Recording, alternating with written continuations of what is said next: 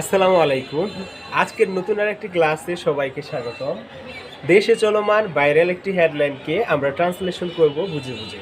চলুন তাহলে মূল ক্লাসে প্রবেশ করা যাক। এখানে দেওয়া আছে হেডলাইনটি, বাংলাদেশের অপসারিত নেতা শেখ হাসিনাকে মানবতা বিরোধী অপরাধের দায়ে মৃত্যুদণ্ড দেওয়া হয়েছে। এটাকে আমরা ট্রান্সলেশন করব বাংলাদেশে, তার মানে হচ্ছে কি বাংলাদেশে। যেমন আমরা বলি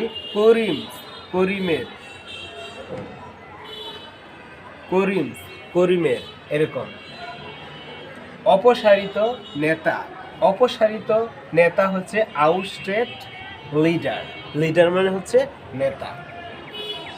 শেখ হাসিনা মানবতা বিরোধী অপরাধ হচ্ছে কি এগেইনস্ট হিউম্যান কনভিকশন, এটা আমরা লাস্টে দিয়েছি।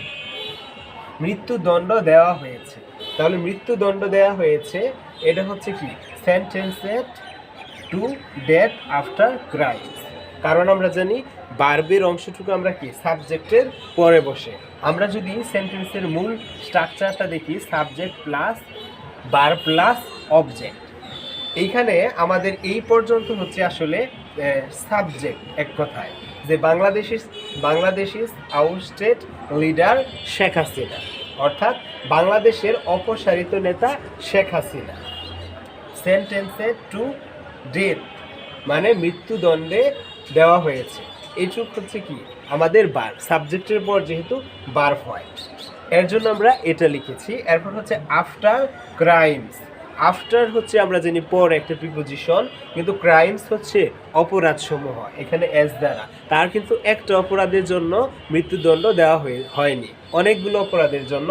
আফটার ক্রাইমস মানে অপরাধের পর।